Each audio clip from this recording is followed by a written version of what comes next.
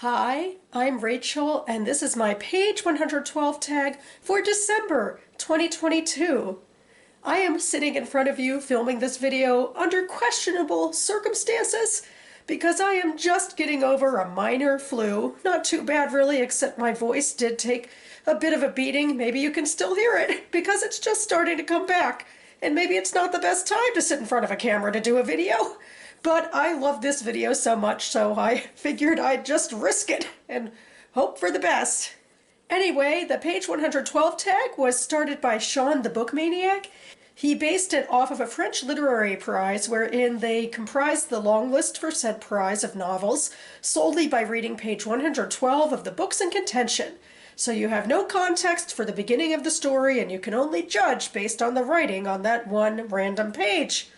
So I use my Books and Cats mug here. I have these pieces of paper inside, which are my acquired titles from 2021 and before. These are physical titles on my shelves. I play this game monthly all year, so there's not a lot left in here of little pieces of paper, but I will be replenishing it next month with my 2022 physical acquisitions. But anyway, what I'm going to do right now is randomly draw out 3 slips of paper, then read the page 112 of each of these contenders in front of you, and then decide on which of the books will be joining my December TBR.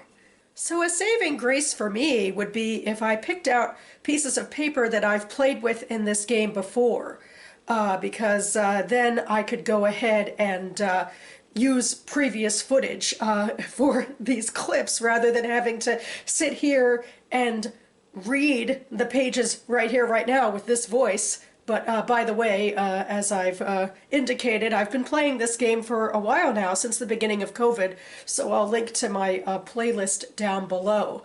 But without further ado, let's get into the 3 contenders. Starting with book number 1. All right, are you going to be new or old? I feel like I've already pulled out a lot of my previous contenders, and these might all be new to the game, so let's see. The Waking Land by Kelly Bates. Actually, I'm starting off on a good foot because I do know that I have played with this one before, and I'm excited to get to it. This is a fantasy pick. I got it from the San Diego Comic-Con when I was there last years and years ago, I think 2018. And it's fantasy, and I don't actually own a lot of fantasy books, so it's kind of new and exciting, and we'll see how I do with it.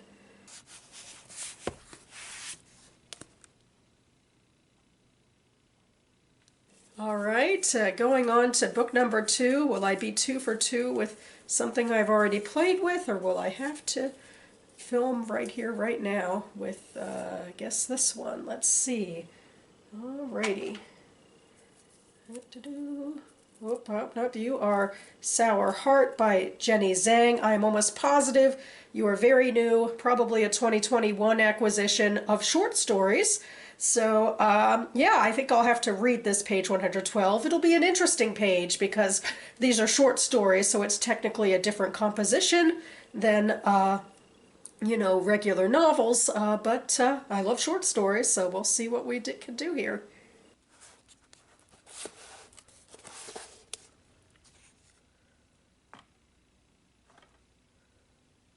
And finally, book number 3. Well, not sure if it'll be old or new, Only have a couple options left in here, so okay, I'll grab this one. What will you be? It's even hard to open these now, they're so curled up.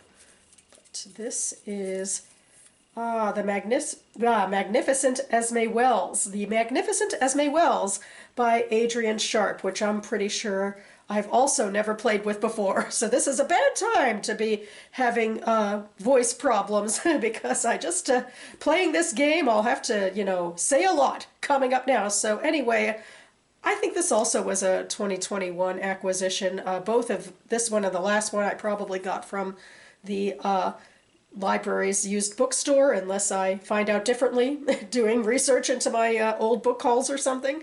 But yes, this is Jewish fiction, I'm sure, that I found on the Jewish Book Council. I think it takes place in Las Vegas and California and LA around the time of maybe the 50s and sort of the gangster years and that sort of thing. So could be fun.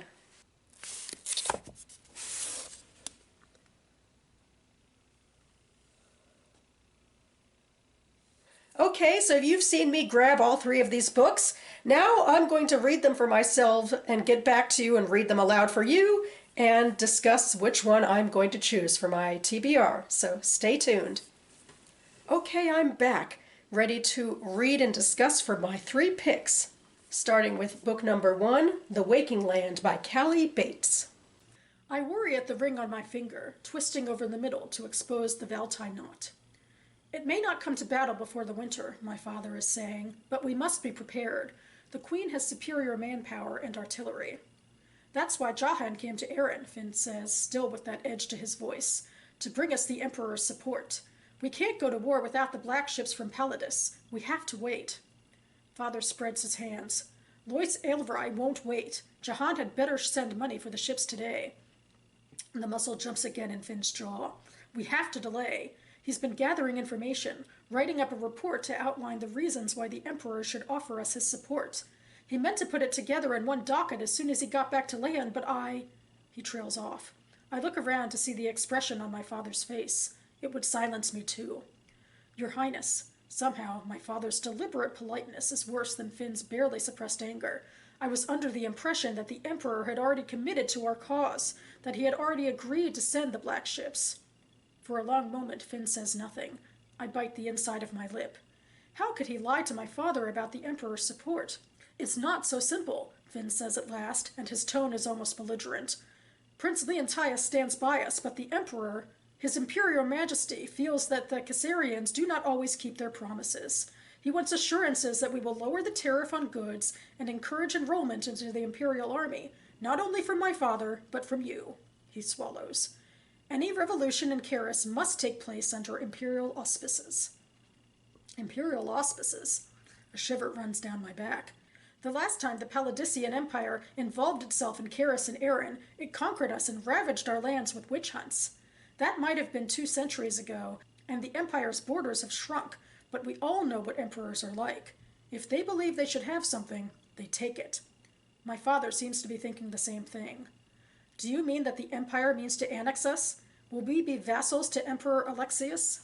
The funny thing is, after I read this, I thought this is really similar to the Ichabod, isn't it? We have a conflict between sort of groups in power, in the Ichabod it was, I guess, between the kingdom and the people that were serving them, that were under them.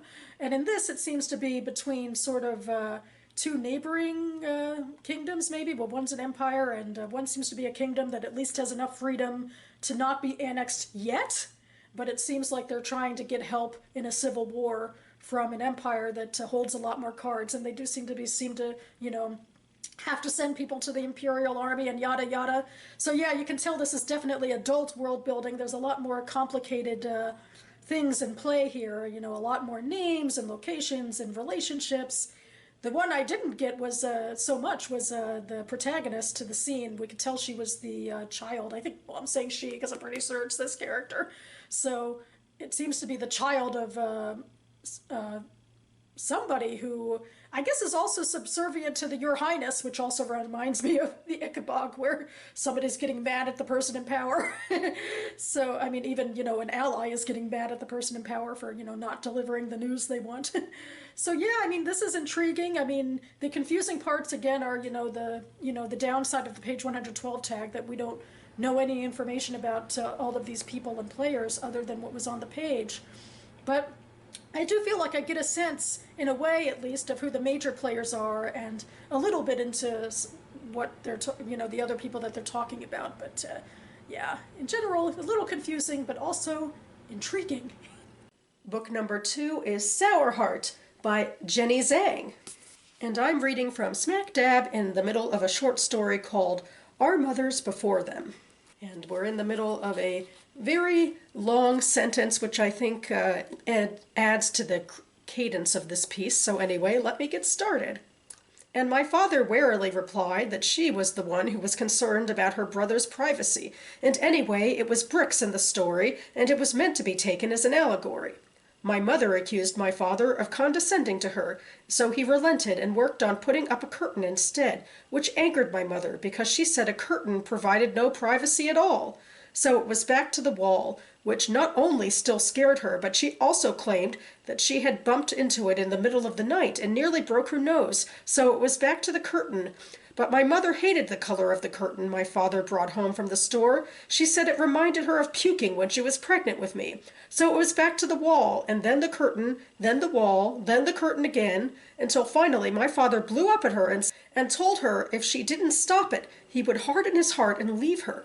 My mother was never one to be fazed, least of all by my father, so she ran to her bedroom to collect her things, shouting the whole time he wouldn't dare leave, because he was a coward, and who was it that kept him fed and clothed the time he was nearly kicked out of school? Who was it that supported him when he could barely keep himself upright? Who was it that stuck by him when he couldn't get a second-year scholarship and while taking care of their infant son, no less? Who? She screamed. Say it or never see me again. Who? My father said, finally, after polishing off half a bottle of Johnny Walker Red. That time she was gone for 3 days. In her absence we did not eat cup noodles. Sammy suggested it to wound my mother from afar as a kind of revenge, but I told him we had to wait. We had to honor her even if she wouldn't have done the same for us. When she finally came back, I waited for my father and Sammy to toast me, to say, "You did it, Annie. You brought her back. She would have been lost to us without you." But they never did. So I really liked that. I even, read a little bit into page 113, even though, it obviously, I guess in a way, it really does stick to the fact that I'm judging based on the quality of the writing rather than the context of the story, because we have very little context for this argument that this mother and father are having about, I don't know, the curtain and the wall and privacy and her brother and a story and whatever. But it's the back and forth cadence that I alluded to earlier that I just thought had a wonderful feel to it that really brought you straight into the scene. And I liked it even though it had one of my huge pet peeves in fiction, when authors refuse to use quotation marks around dialogue quotes. Honestly. But still, I was entranced. I felt like I loved the ping-ponging between these characters, and, it was funny and belligerent and emotional, and we have this poor young girl who I think is just looking for some stability or for some credit where credit might be due. So yeah, I thought it was a really strong page. And finally, we have Book 3, The Magnificent Esme Wells by Adrian Sharp. So this starts with a questionnaire for a job application, so at least there'll be fewer words to read. Name, age, height, weight, hair color, eye color, complexion, bust measurement, waist, hips, dress size, bathing suit size, hat, shoe, present occupation, ambition. Why did you apply for this position? Answer to the last. To try and save my father and myself from further degradation. If my father and I were going to get anywhere in this town, we needed to get away from the Flamingo. Because, as my father predicted, he had been punished for being one of Benny's boys, not important enough to be murdered, just demoted to the credit cage. All the hard count workers at the Flamingo had been fired or shoveled into other jobs, under suspicion by association.